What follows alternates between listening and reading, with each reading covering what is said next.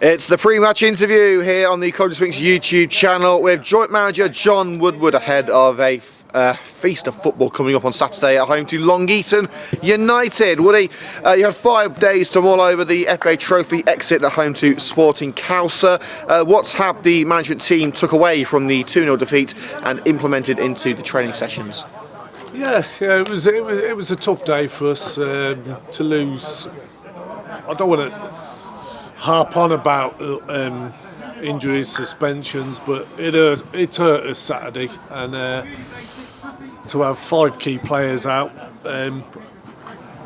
we need our top draw side out to compete with anyone in this league. So it certainly didn't help. But Cowser were good; they deserved the win. And the important thing is at half time, we kept going and we didn't concede another goal. So yeah, it was a tough day for us. Well, Saturday saw a starting lineup, as you mentioned, devoid of several star players due to injuries and suspension. No Shea Willock this weekend due to his suspension, but how close are the other absentees to returning to the pitch? Yeah, so hopefully Captain Callum Woodward is now doing a full training session. Carl Carey's also doing a full training session, so they look to be okay. And also Finn Shorrock has been out for about 6 weeks with a hamstring, and he's doing a full session. So we look like we are getting back on track. Well, on to another suspension. Unfortunately, Joe Percy's appeal against a controversial red card last week has since been rejected. He'll be missing the next 3 matches. Are you confident the backline will cope without last season's Player of the Year? Yes. So luckily, I mean, it's one player's misfortune and another one's gain. So after his horrific injury pre-season, Riley Nicholson came on as sub last week. So it's now an opportunity for him, I guess. So yeah, 1 in, 1 out, and that's the way it goes sometimes.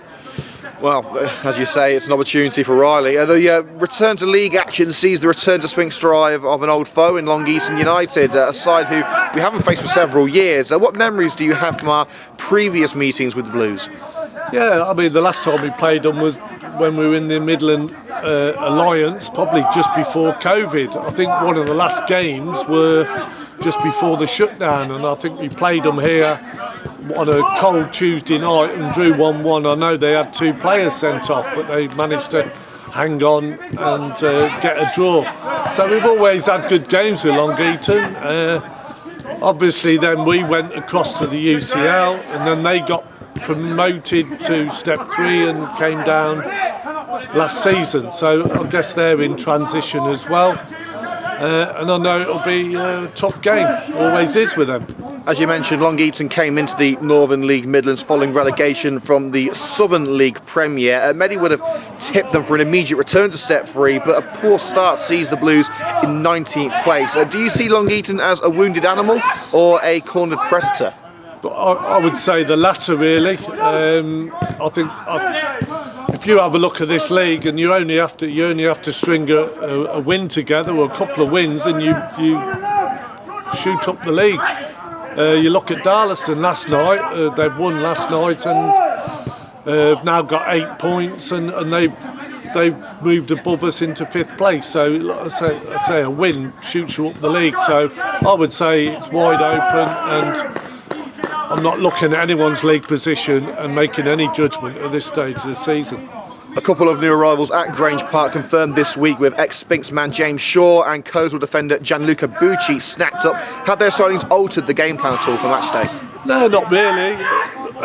Not really. We'll concentrate on ourselves. I mean, James Shaw played against us first game of the season for Shepshed, so no doubt he will possibly be telling them how good we were that day.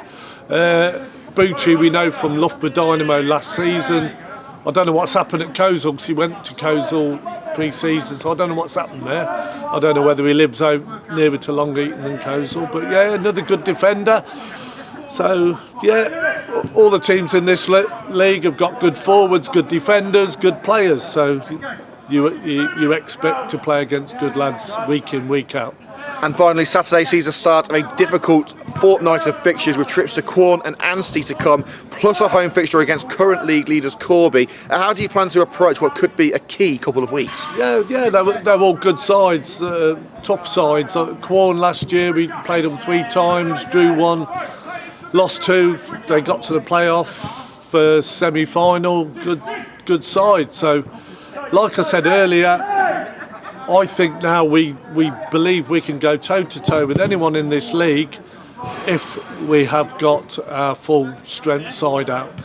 And we're not far away from that. And like I say, I think there is belief in the camp that we can compete with anybody in the league. Well, we're nearly ready for battle to commence. We'll see you on Saturday, Woody. Thank you.